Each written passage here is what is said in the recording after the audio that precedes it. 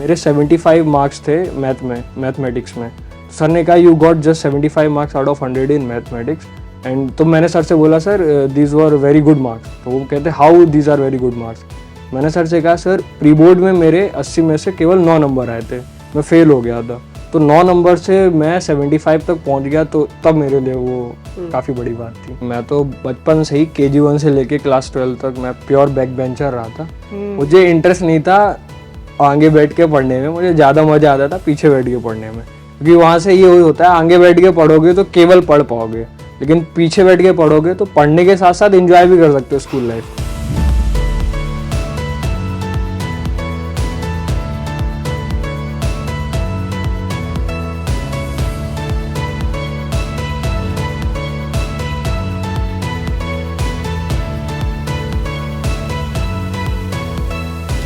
Welcome and जय Hind defence aspirants.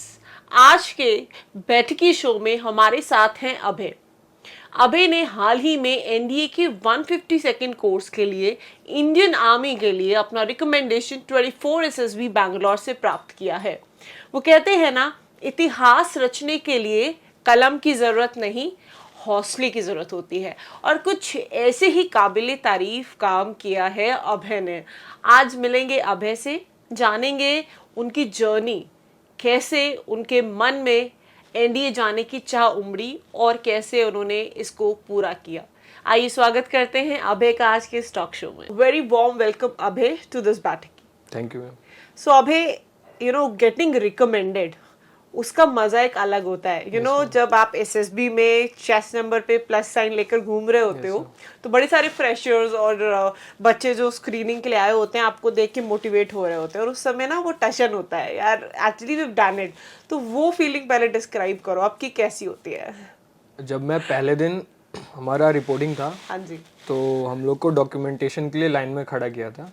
तो वहाँ से हम लोग देख रहे थे कुछ स्टूडेंट्स मेडिकल के लिए प्लस चेस्ट नंबर में जा रहे थे, वो आर्मी बस के लिए, तो बैठ रहे थे उसमें। तो मुझे लगा कि यही अब प्लस चेस्ट नंबर ही चाहिए हम लोग को। तो हम लोग ये सोच के हंस रहे थे कि ये +8 मेरा होगा, +5 इसका होगा, तो हम डिस्कस कर रहे थे। At the end of the day वो मिल गया, तो it's a dream come true. Amazing. So आप से जैसे मेरी भी पहले बात हुई, आपने बताया कि आपका लास्ट अटेम्प्ट भी रहा, और लास्ट रिटन का अटेम्प्ट भी था, और लास्ट आपकी फर्स्ट एंड लास्ट एसएसबी भी थी जिसमें आप ये कर गुजरे। बड़े सारे स्टूडेंट्स ऐसे होते हैं, मल्टीपल अटेम्प्ट्स होते हैं, देन दे जो है वो अपनी विल पावर लूज कर देते हैं, they give up, right? Last attempt था, कितना स्ट्रेस और स्ट्रगल था माइंड में, क्योंकि जब आपके पास एक आखिरी मौका बचा होता है अपनी मंजिल पर जाने का, क्योंकि उसके बाद ये मौका आपको सीधा 3 साल बाद मिलता है, तो दैट वेट वाज देयर। तो what was your planning inside the mind? Stress को कैसे आपने कैटर किया? एंड जो स्टूडेंट्स लास्ट मोमेंट पे गिव अप कर देते हैं, उनके लिए क्या कहना चाहेंगे? मैम, इन सब का जो आंसर होगा वो मैं एक कोट से बताना चाहता हूँ। काफ़ी मेरा फेवरेट कोट है।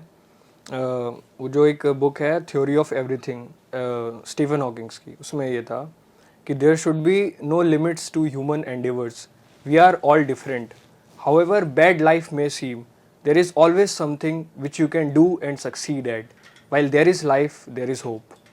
सो इस कंसेप्ट के साथ मैं हमेशा मूव ऑन करता था कि अगर एक बार फेलियर हुआ है तो उससे सीख लिया, उसको इम्प्लीमेंट करेंगे, फिर दूसरी बार ट्राई किया, फिर फेलियर हो गया, अब बहुत ज़्यादा सीख लिया है, अब फिर से ट्राई करेंगे, तो अब लास्ट में सक्सीड हो गया, तो इट्स अ गो ऑन।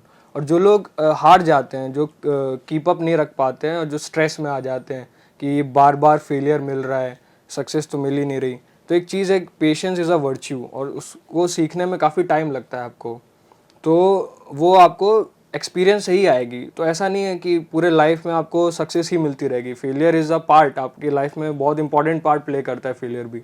तो उसको एज अ पॉजिटिव लें अपनी लाइफ में, कि कुछ ऐसा विकास दिव्य कीर्ति सर का एक बहुत अच्छा डायलॉग भी है कि क्यों डरें, क्या होगा, कुछ नहीं तो तजुर्बा होगा। तो you can take this as a motivation. Very very nice.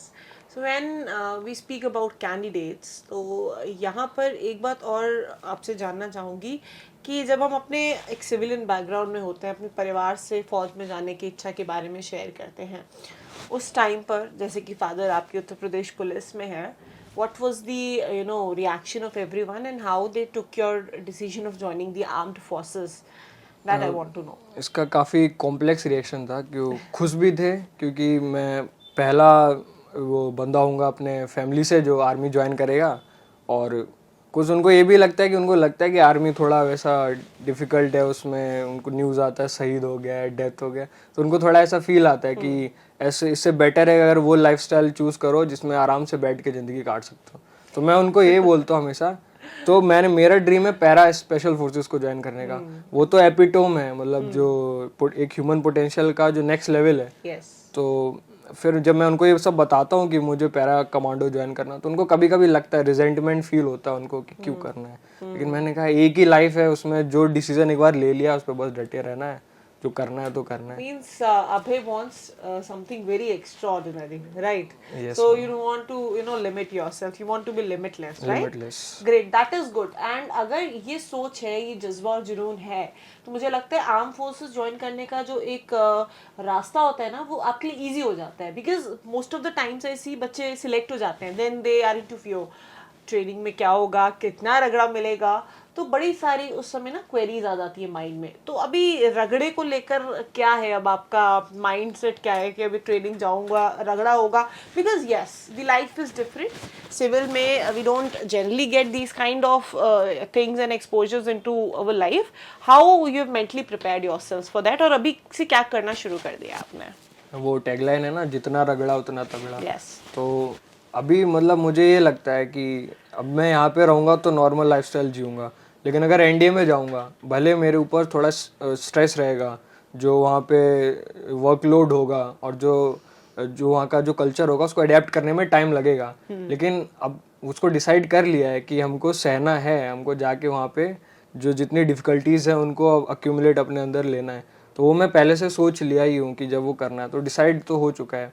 और बाकी ये है कि एनडीए जो हमारा जो ड्रीम रहता है, पूरे टाइम एनडीए के बारे में सोच रहे हैं, देख रहे हैं, तो चाहे जितना भी डिफिकल्टी हो वो मैटर नहीं करती है। मैटर ये करता है कि वहाँ जाना है, और फिर वो तो एक ऐसी चीज़ है जो वहाँ जाके एक्सपीरियंस कर सकते हैं, यहाँ बैठ के नहीं सोच सकते कि क्या रगड़ा होगा क्या। बड़ा अच्छा श्री अटल बिहारी वाजपेयी जी ने एक लाइन कही थी कि कर्तव्य पथ पर ये भी सही वो भी सही, हार नहीं मानूंगा रार नहीं ठानूंगा। तो वही है कि जाना है, पहुंचना है, करना है, तो जज्बा होना चाहिए, एंड फाइनली आपको भगवान आपकी मंजिल और डेस्टिनेशन तक पहुंचा ही देते हैं। चलिए आगे बढ़ते हैं।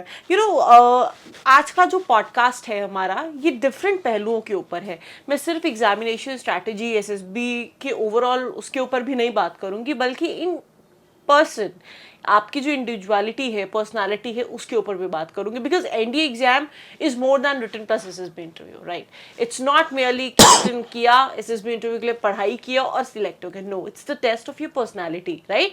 तो अभी उसके लिए क्या वर्कआउट करना ये जरूरी है। बहुत सारे एस्पिरेंट्स बहुत अच्छे रिटन एग्जाम्स में, बट पर्सनालिटी में मात खा रहे हैं।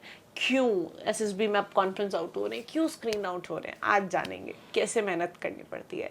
Now coming to the personality part, hobbies बहुत इंपॉर्टेंट रोल प्ले करते हैं।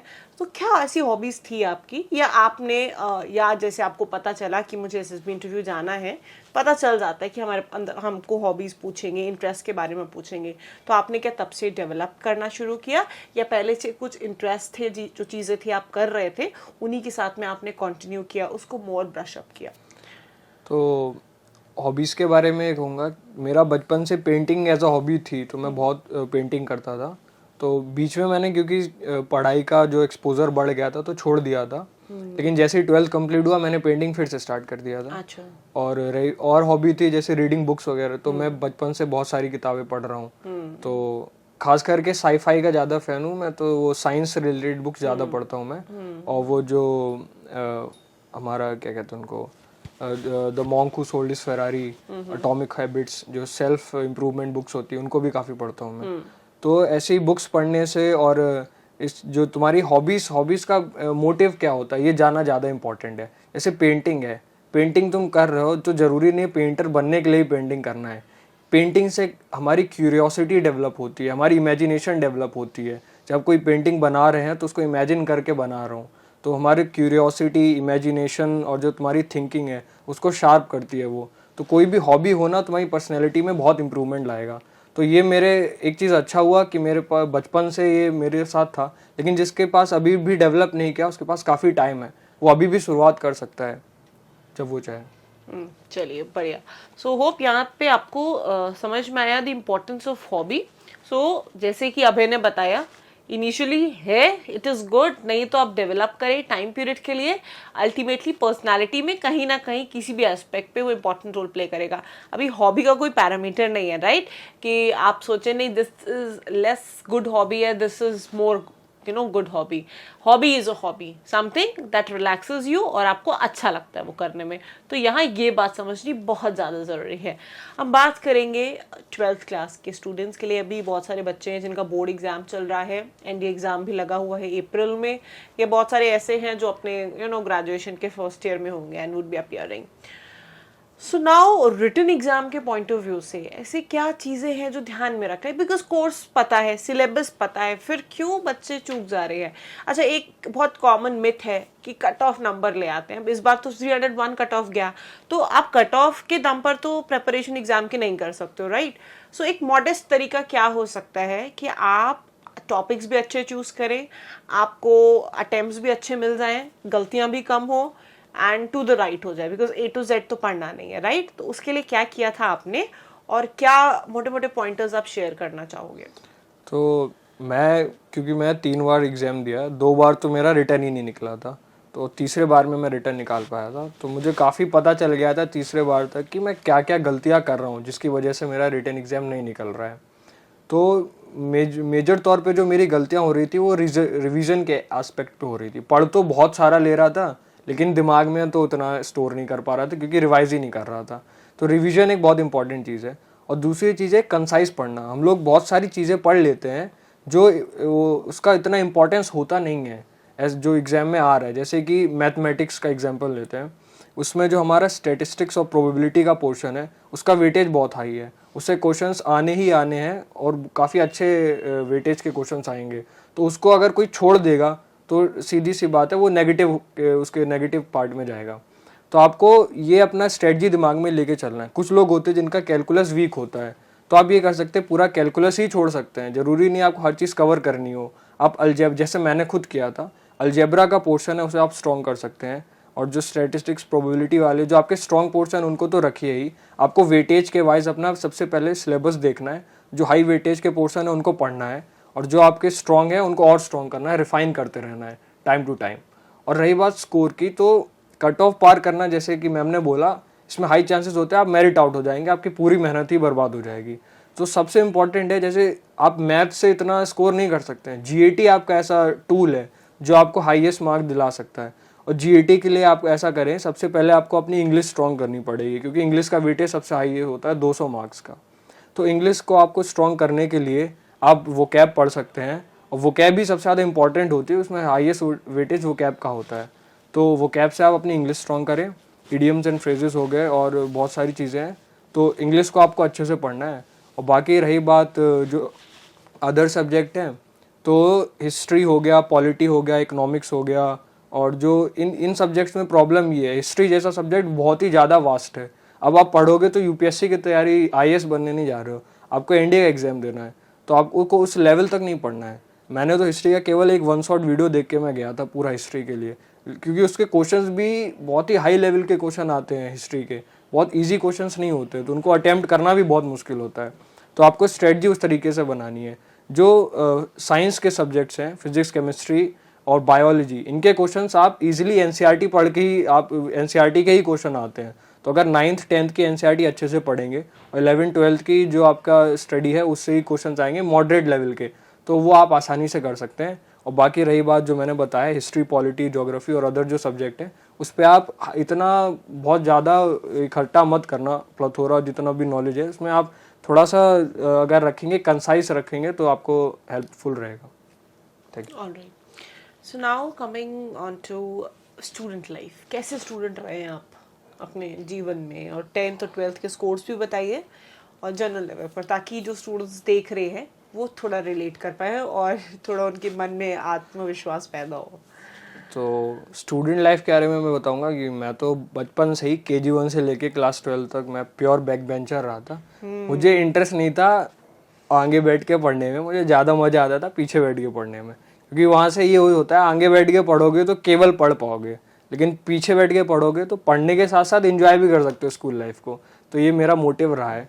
तो मेरा ऐसे ही था। और परसेंटेज के बारे में बताऊँ तो 10th क्लास में मेरा परसेंटेज था 93 और 12th में वो गिर के 83% हो गया, क्योंकि मैं जैसे मैंने बताया मैं इतना इंटरेस्ट मेरा स्टडीज़ में कभी था ही नहीं कि मैं बहुत अच्छे से पढ़ रहा हूँ। मुझे स्पोर्ट्स में और एक्स्ट्रा करिकुलर एक्टिविटीज़ जितनी होती है उसमें बहुत ज़्यादा इंटरेस्ट था। तो मैं पूरा टाइम उसी में अपना लगा रहता था। स्टडीज़ में एट द लास्ट मोमेंट करता था। वो 10th तक तो आपका चल जाता है क्योंकि इतना सिलेबस होता नहीं है, लेकिन 11th 12th में सिलेबस बहुत ज़्यादा वाइड हो जाता है। तो ये राइट टाइम होता है आपको अपना जो टाइम टेबल फिक्स करने के लिए और कंसिस्टेंसी बनाने के लिए। अगर उस तरीके से आप पढ़ेंगे तो आपके मार्क्स अच्छे आएंगे। लेकिन मेरे लिए मार्क्स इतने मैटर नहीं करते थे। मेरे लिए मैटर ये करता था कि मैंने कितना नॉलेज गेन किया है वहाँ से, और मेरे जितने मैंने वैल्यूज सीखे हैं स्कूल लाइफ से वो ज़्यादा इंपॉर्टेंट है, जो मुझे आगे जाके हेल्प करेगा। क्योंकि मेरा स्पोर्ट्स में पार्टिसिपेशन रहा उससे मेरी फिजिकल फिटनेस अच्छी रहेगी, और जो मेरा अदर जो स्कूल में जैसे मैं दोस्तों के साथ अपना टाइम स्पेंड कर रहा हूँ तो उससे मेरी जो सोशल वेलबींग अच्छी होगी, लोगों के साथ रिलेशन अच्छे बनेंगे। तो इस तरीके से बहुत सारी चीज़ें थी जो आपको पढ़ाई के साथ साथ आपको लेके चलना है साथ में। केवल पढ़ाई नहीं करनी, स्कूल लाइफ भी अच्छे से जीनी, वो मेरा मोटिव था स्टार्टिंग से। और जो 12th और 10th के परसेंटेज में जो शिफ्ट रहा इतना, उसके लिए क्या इंटरव्यू में क्वेश्चन पूछा गया था आपसे? डेफिनेटली उस पर मुझे बहुत ग्रिल किया था। हाँ। उस पे उन्होंने बोला कि 10th में 93% थे, 12th में 83% हो गया, तो उसका रीज़न क्या था। तो मैं जो प्रिपेयर करके गया था मैंने पहले वही बोला कि मैंने एक्स्ट्रा करिकुलर एक्टिविटीज़ में बहुत ज़्यादा पार्टिसिपेट किया, और मेरा वो इंटर स्कूल टूर्नामेंट भी था, क्रिकेट का था, एथलेटिक्स का था। तो उसकी वजह से मैं अपना जो टाइम ना उतना डिवोट नहीं कर पाया स्टडीज़ में। तो उन्होंने तुरंत रिस्पॉन्ड किया, यू आर लाइंग। तो मैं हो गया, no sir I am telling the truth. उनका no no tell me the truth, you are lying. तो उन्होंने 2 बार ऐसे बोला, तो मैंने कहा कि सर मैं सही बोल रहा हूँ। तो उन्होंने कहा फिर भी तुम्हें सही बोलना चाहिए। तो फिर मैंने कहा कि सर 50% रीज़न ये भी था कि इतना ज़्यादा मैं स्टडी के लिए स्टार्टिंग में कॉन्शियस ही नहीं था। मैं अपने खेल रहा था, थक के घर पे आ रहा था, सो जा रहा था, तो मेरे पास स्टडी का टाइम ही नहीं था। अब लास्ट में जब 2-2.5 महीने बचे थे बोर्ड एग्ज़ाम के, तब जाके वो रियलाइजेशन हुआ। तब जाके मैंने पढ़ना बहुत अच्छे से स्टार्ट किया, और उसके बाद मैं जाके 83% तक पहुंच पाया। तो सर ने एक चीज़ और हाईलाइट करी कि मेरे 75 मार्क्स थे मैथमेटिक्स में। तो सर ने कहा you got just 75 marks out of 100 in mathematics. And तो मैंने सर से बोला sir these were very good marks. तो वो कहते how these are very good marks. मैंने सर से कहा सर प्री बोर्ड में मेरे 80 में से केवल 9 नंबर आए थे, मैं फेल हो गया था। तो 9 नंबर से मैं 75 तक पहुंच गया, तो तब मेरे लिए वो काफ़ी बड़ी बात थी। देख रहे हैं आप कि कैसे आपके पर्सनल प्रोफाइल और एकेडमिक प्रोफाइल से क्वेश्चंस बनते हैं इन दी एसएसबी, और उन्हें आपको ट्रूली ही आंसर करना है। जितना जेन्युइननेस से आप आंसर करेंगे उतना ट्रूथली आप प्रेजेंट करते हो अपने आप को बोर्ड पे। यस। और एक बात और थी मैम कि मैंने एक चीज़ और बोली थी कि 10th क्लास में मैं सक्सेसफुल हुआ 90% से ऊपर, क्योंकि आजकल ऐसा बैरियर बना दिया कि 90% है मतलब सक्सेस है। तो 12th में मैं नहीं हो पाया, तो अगर इसको एज अ फेलियर भी ले लूँगा, तो मैंने उनसे ये कहा कि 12th में अगर मान लो मैं 90% आ भी जाते तो मैं ज़्यादा कुछ सीख नहीं पाता इस चीज़ से। लेकिन क्योंकि मेरे 12th में 83% आए, तो फर्स्ट टाइम मैंने रियलाइज़ किया कि क्या क्या चीज़ें गलत रह गई। तो मैंने उनको जब नोट डाउन किया कि टाइम टेबल नहीं बनाए, कंसिस्टेंट नहीं था, उतना पुट ऑन नहीं किया, हार्डवर्क, सिलेबस को अच्छे से नहीं समझा। अब वो सारी चीज़ें जब मैंने एनडीए में, क्योंकि मेरा लास्ट अटेम्प्ट था, तो ये सब शिफ्ट करके एनडीए में जब मेरे 3 महीने बचे थे, ये सारे पॉइंट्स डाले, तो मैंने एनडीए का रिटन एग्जाम निकाल लिया। तो ये एक पॉजिटिव चीज़ निकाल ली मैंने अपने जो नेगेटिव मेरे साथ हुआ था। अमेजिंग। नाउ रिटन के बाद में अब थोड़ा एसएसबी के ऊपर भी बात करते हैं हम। स्क्रीनिंग सबसे मुझे लगता है कि एक नाइटमेयर की तरह होता है टू दी एस्पिरेंट्स, क्योंकि आप यूपीएससी एग्जाम क्लियर करते हो और उसके बाद में that one day one shot a few minutes game and you're out of the whole process। तो वो जो 1 साल की जर्नी आप प्लान कर रहे होते हो वो कुछ मिनटों में ही ख़त्म हो जाती है। सो स्क्रीनिंग के लिए what was the strategy, how you planned, prepared and what you would like to suggest? Because one shot है, either in or out। So I was pretty confident for screening because मैं उसको काफ़ी अच्छे से समझ गया था। हर मंडे सेंचुरियन में हमारा स्क्रीनिंग होती थी, तो यहाँ पे जो फीडबैक्स मुझे मिल रहे थे तो उससे काफ़ी मुझे आइडिया लग गया था कि मुझे किन किन चीज़ों पे वर्क करना है। आपकी स्क्रीनिंग 80% आपके पीपीडीटी पे मैटर करती है और 20% ही ओआईआर पे करती है। तो ओआईआर के तो जितने सेट्स रणनीति बुक में थे मैंने सारे लगाए थे, जिससे मेरा ओआईआर तो मोस्ट प्रोबेबली 1 ही होगा, क्योंकि मेरे मेजॉरिटी ऑफ द क्वेश्चन सही थे। तो ओआईआर तो इजीली हो जाता है। पीपीडीटी में सबसे इंपॉर्टेंट चीज़ जो सीसी सर ने हमको बताया था, वो जैसे कोई पिक्चर है उसमें सबसे इम्पॉर्टेंट चीज़ होता है उसका बैकग्राउंड। उसका बैकग्राउंड में जितने सारे कैरेक्टर्स हैं, उस बैकग्राउंड में क्या उसका मूड है, उसको ऑब्जर्व करना बहुत इंपॉर्टेंट है। तो मैंने मोस्ट ऑफ द जो और रिसोर्सेज थे उनसे फाइंड आउट किया, बहुत सारी मल्टीपल थीम्स प्रैक्टिस करी थी मैंने स्टोरीज प्रैक्टिस नहीं करी बहुत सारी, क्योंकि इससे प्री कंसीव्ड एक नोशन हो जाता दिमाग में, लेकिन मैं थीम्स प्रिपेयर करके गया था। तो इससे मुझे अच्छा खासा आइडिया मिल गया था। तो जो मेरी पिक्चर आई थी उसमें एक वाटर कंटेनर टाइप का था बैकग्राउंड में, तो मैंने उसी को लेके एक स्टोरी बना दी और वो मेरी काफ़ी अच्छी स्टोरी थी। और रही बात नरेशन की, तो नरेशन में मैं नहीं समझता नॉलेज इतना इंपॉर्टेंट है, कॉन्फिडेंस सबसे ज़्यादा मैटर करता है। कॉन्फिडेंस है, करेज है आपके पास, तो आप बोलोगे और अच्छा बोलोगे। तो फिर वो नरेशन मेरा अच्छा हो गया। और जो रही बात हमारा ग्रुप डिस्कशन की थी, तो ग्रुप डिस्कशन में मैं यही कहूँगा कि अगर स्क्रीन आउट कोई लोग होते हैं तो 2 बेसिस पे होते हैं, या तो वो जो बोलते ही नहीं है, या तो वो कुछ ज़्यादा ही बोलते हैं, डोमिनेट करने लगते हैं। आपको शॉर्ट एंड क्रिस्प बोलना है, अच्छा बोलना है। तो मैं वही स्ट्रेटजी लेके गया था कि बोलूँगा तो अच्छा बोलूँगा, उसमें फिश मार्केट में नहीं बोलूँगा, जब सब शांत हो जाएंगे तब बोलूँगा। तो वो चीज़ काफ़ी हेल्प करी और मैंने ऐसे पॉइंट्स पुट फॉरवर्ड किए तो सब लोग जो और अदर मेंबर्स थे वो एग्री करने लगे मेरे साथ। तो इस तरीके से हमारा एक कॉमन ग्रुप स्टोरी भी बन गई, जिससे काफ़ी हेल्प हुआ। तो मुझे लग रहा था जैसे स्क्रीनिंग ख़त्म हुआ कि मैं स्क्रीनिंग तो हो जाऊंगा, क्योंकि मेरा काफ़ी अच्छा परफॉर्मेंस गया था। तो इसी तरीके से आप स्क्रीनिंग को इस हिसाब से जाना, आपको 3 पैरामीटर ध्यान रखने हैं। पहला है पिक्चर परसेप्शन, और दूसरा होता है हमारा ग्रुप डिस्कशन में पार्टिसिपेशन, और जो तीसरा हो गया है कि आपको कॉन्फिडेंट रहना पूरे टाइम।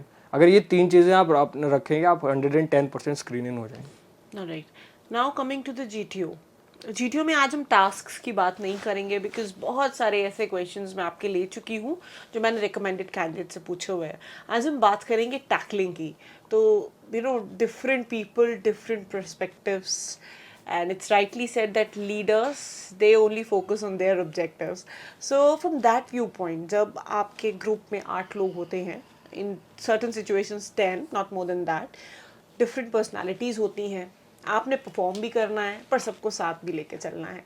कैसे टैकल करना है इन सारी पर्सनालिटीज़ को, इन्फ्लुएंस कैसे करोगे आप, और यू नो साथ में लेके चलना भी है, but at the same time अपने आप को हीरो भी बना के रखना है। सो ये इसके पीछे का क्या है, यू नो, पूरा आइडिया ये समझाइए। और कैसे जो एस्पिरेंट्स हैं जिनको लगता है कि हमारा जीटीओ वीक रह जाता है, बिकॉज कहीं ना कहीं स्टूडेंट्स को, most of the students they feel कि जीटीओ उनका वीक हो जाता है क्योंकि उनके हैंड्स में नहीं है। पर्सनल इंटरव्यू हैंड में है, अगर मेरे को कोई क्वेश्चन नहीं आता मीन्स मैंने प्रिपेयर नहीं किया है ना, उसमें आईओ की गलती नहीं है। अगर मैं साइक में अच्छा नहीं परफॉर्म कर पाया, that is my mistake, but in the GTO whose mistake, that is there, right? तो वहाँ पे कैसे क्या?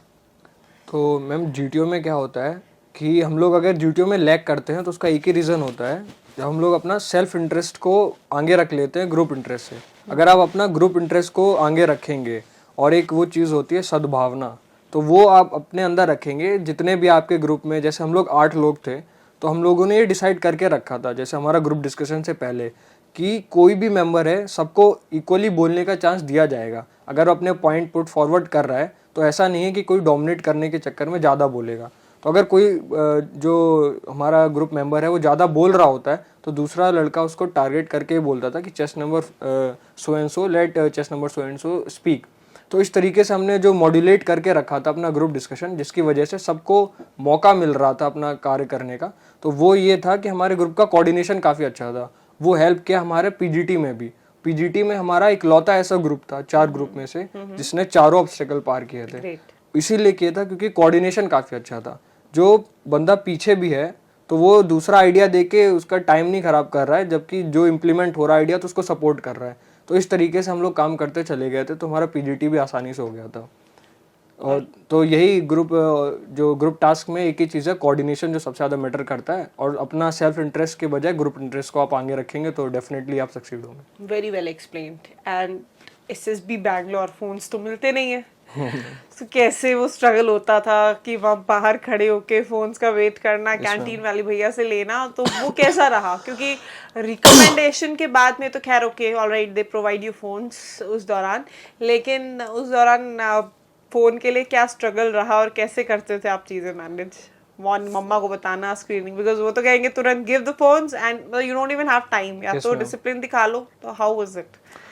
सो मुझे ऐसा लगा, मुझे बुरा से ज़्यादा अच्छा लगा था, क्योंकि ऐसा हुआ कि बहुत सालों बाद सबसे पहला ऐसा मोमेंट आया लाइफ में जब 20 दिन तक हमारे पास फ़ोन ही नहीं था।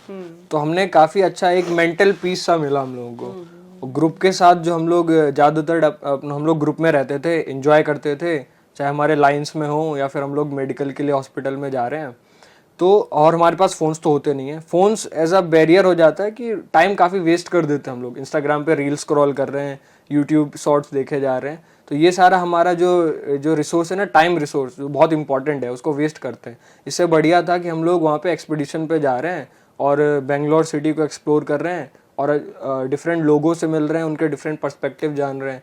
हमारा ऐसा सोशल वेलबींग भी अच्छा हो रहा है, तो हमारा बहुत अच्छा टाइम स्पेंड हुआ। तो मुझे वो जो स्ट्रगल से ज्यादा मुझे काफी उसमें मजा आया, तो मुझे वो अच्छा लगता है। That's good. एंड कुछ लाइन की मेमोरीज या बैंगलोर की कुछ ऐसी memories, because this is going to be your lifetime experience, और ये दिन तो वापस आने नहीं वाले। तो कुछ मजेदार किस्सा तो सुनाइए, कुछ तो हुआ होगा ड्यूरिंग योर मेडिकल्स या कुछ ऐसा उस दौरान। ऐसा 2 किस्से हुए थे। Alright. पहला था जो हमारा एसएसबी के दौरान ही हुआ था। अच्छा। तो जीआर में क्या होता है, हमको स्लोगन एक चूज करना पड़ता है अपना बोलने के लिए। तो हम लोगों ने चूज किया था भारत माता की जय, काफी इजी भी था, बोल सकते हैं। तो वो चूज कर लिया। तो जीटीओ का क्या होता है, जीटीओ का पर्सपेक्टिव ये होता है कि इनको एग्जॉस्ट करना है बुरी तरीके से। तो उन्होंने हमसे, हम लोग स्लोगन को चिल्ला रहे थे, तो वो कह रहे थे सुनाई नहीं दे रहा और तेज बोलो। तो मैं बोलता रहा, तो मेरा जोश बहुत बढ़ गया। तो मैं इतना बोला, लास्ट चिल्लाता रहा कि मेरा गला बैठ गया जीओआर के बाद। और उसका तुरंत बाद लेक्चरेट होता है जीओआर के बाद। तो तब मुझे पहली बार ऐसा फील हो रहा था कि यार अब गला बैठ गया, अब लेक्चरेट अब कैसे करूंगा मैं, मैनेज कैसे कर पाऊंगा। फिर भी लेकिन मेरा ग्रुप में मेंबर्स काफी हेल्पफुल थे, तो उन्होंने बताया, कोई एक बंदा अदरक लेके आ गया, तो मैं अदरक चबाता रहा था जस्ट वो उससे पहले, लेक्चरेट से पहले, और जाते ही मैंने निकाल दिया और होपफुली मेरा गला काम कर गया और काफी अच्छा लेक्चरेट दे दिया था। तो ये पहली मेमोरी थी मेरी। और दूसरी जो है वो हुआ था मेडिकल के दौरान, जब हम लोग मेडिकल लाइंस में थे। तो एक लड़का था, chest number I can't remember, but his name was Sanchit. So my name was Abhay, but he mispronounced it to Abbas. So I became famous as Abbas there. So everyone started calling me Abbas. And whenever I was going, जब भी मैं सोने को जाता था, तो सब लोग यही बोलते थे कि अब्बास मकसद मत भूलना अपना। तो इस तरीके से so it was a very funny memory there. तो काफी, बस वो मेमोरी मैं याद करके रहूंगा, ये दोनों। That is really good. So now the day of conference, ये जब सारी उम्मीद होती है कि आपका जो 4 days ऑफ परफॉर्मेंस है ठीक है, इफ्स बट्स मिथ्स रियलिटीज, बड़ी सारी चीज़ें, कैसा था वो? दिल धड़काने वाला था जब आप वेट कर रहे थे अपने नंबर के लिए एंड एंट्री किया? कुछ ऐसे स्पेशल क्वेश्चंस आपसे पूछे गए क्या? And if not, then what about the overall experience and वो पल जब आपको द ड्रीम पल जब आपका चेस्ट नंबर बुलाया गया, क्या था? ये पूरा एक्सप्लेन करें। तो मैं कॉन्फ्रेंस से पहले बैठा था, तो मेरा गला, जैसे मैंने बताया कि मेरा ठीक लेक्चरेट के टाइम पे भी वैसे था। तो कॉन्फ्रेंस से पहले तो पूरा मेरे मुंह से आवाज़ नहीं निकल रही थी।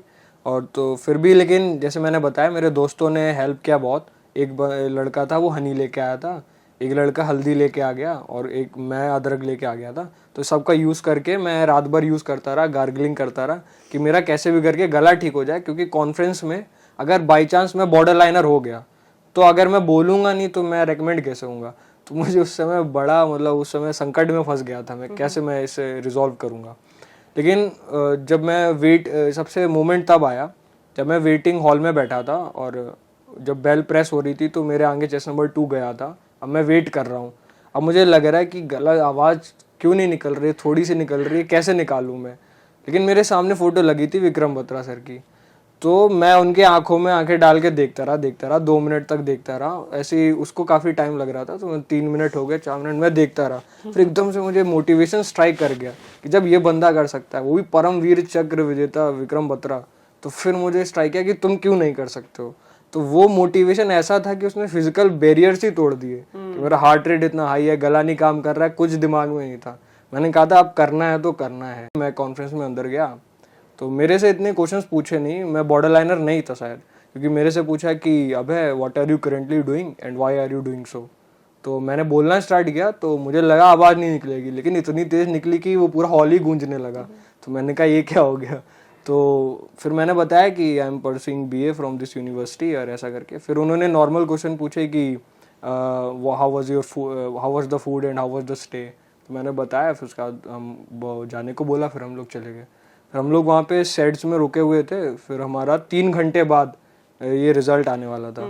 तो वो ड्यूरेशन सबसे ज़्यादा था। फिर कैलकुलेट कर रहा हूँ कि मेरा साइक कैसा था, इंटरव्यू कैसा था, GTO कैसा गया है, होगा नहीं होगा।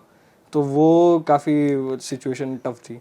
लेकिन फिर वो सर आए, उन्होंने चेस्ट नंबर से पहले वो स्पीच देते हैं थोड़ी सी सांत्वना देने के लिए कि ये आपका फाइनल वर्डिक्ट नहीं है, पर्सनैलिटी का नहीं हुआ है तो कोई बात नहीं, ऐसा करके। तो फिर उन्होंने चेस्ट नंबर 1 बोला, चेस्ट नंबर 1 हो गया। मेरा दोस्त था तो बड़ा खुश हुआ, मैंने कहा चलो ये तो हो गया।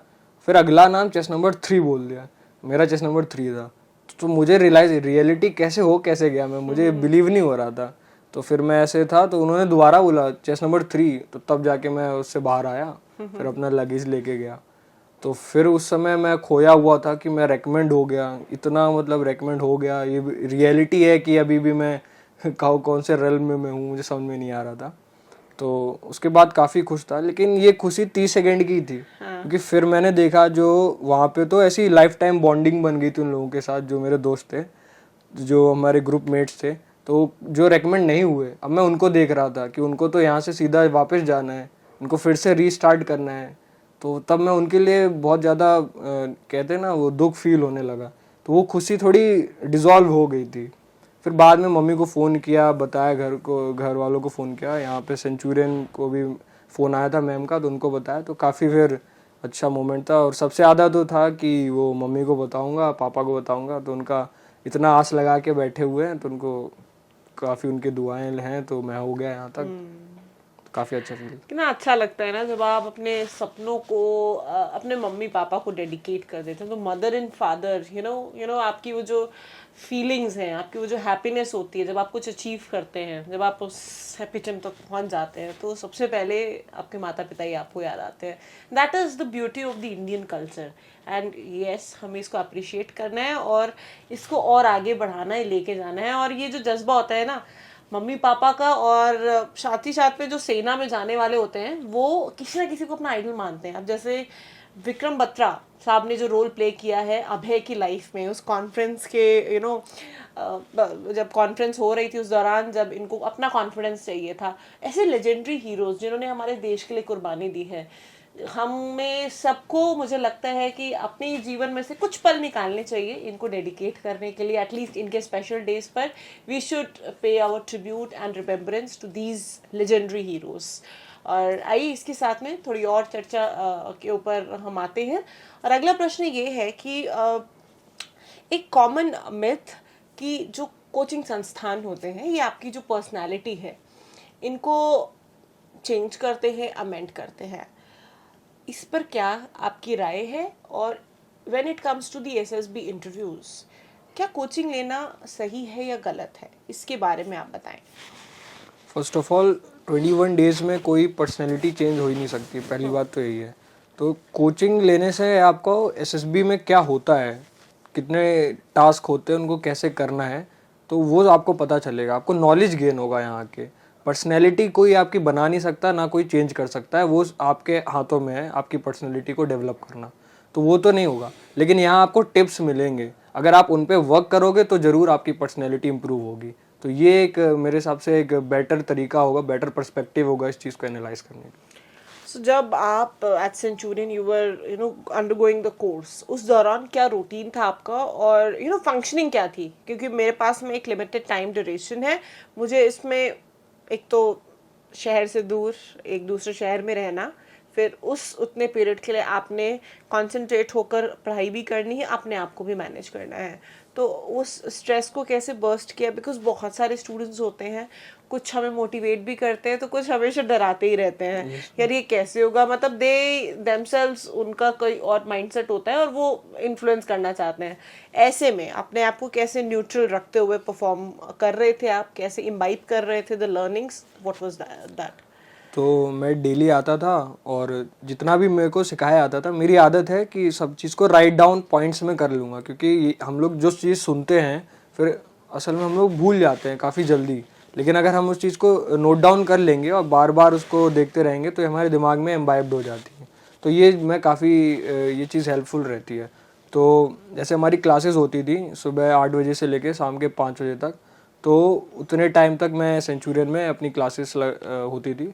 उसके बाद वापस जाके मैं ये करता था जो न्यूज़पेपर, क्योंकि मैं पूरा नहीं पढ़ पाता था सुबह, तो जो बाकी का जो आधा न्यूज़पेपर होता था वो मैं वापस जाके पढ़ता था। और फिर जो मुझे जैसे आज एसआरटी पढ़ाया गया तो मैं रणनीति बुक से एसआरटीज़ लगाता था, और अगर अगले दिन क्लास वेट का हुआ तो मैं वेट लगाता था जाके। तो इस तरीके से मैं अपना टाइम यूटिलाइज़ करता था। और उस समय मैं बुक्स भी काफ़ी पढ़ता था, क्योंकि बुक्स पढ़ना, ऑनलाइन व्लॉग्स पढ़ना और या फिर मोटिवेशनल जो वीडियोस होते, स्पीकर्स होते, उनको सुनना, तो ये सारी काफ़ी ऐसी चीज़ें होती जो स्ट्रेस मैनेजमेंट या सब में हेल्प करती है। वैसे स्ट्रेस होना नहीं चाहिए। मैंने ये बोला था कि आपको जैसे वो कोट मैंने स्टार्टिंग में भी बोला था कि कुछ नहीं, क्यों डरे, क्या होगा, कुछ नहीं तो तजुर्बा होगा। तो एक्सपीरियंस इज़ एवरीथिंग। एक्सपीरियंस लेने के लिए ही मैं यहाँ पे आया था और काफ़ी अच्छा एक्सपीरियंस मिला हूँ।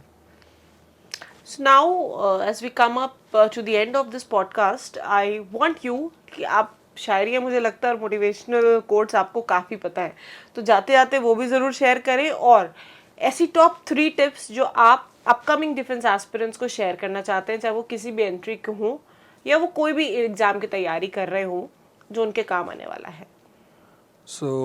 शायरी तो अब मुझे याद नहीं आ रहा, 1-2 चीज़ें जो याद आई मैंने बोल दिया।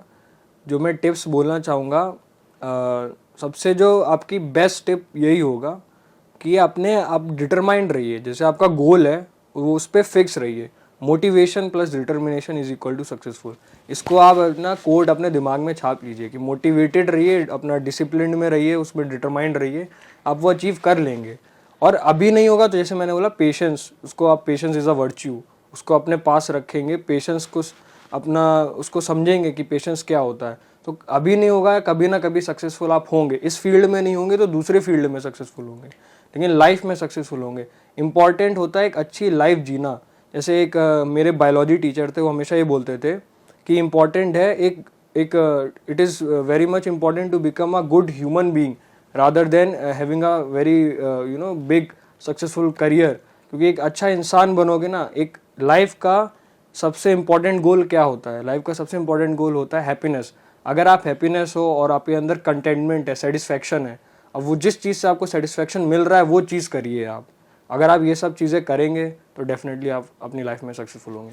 Thank you.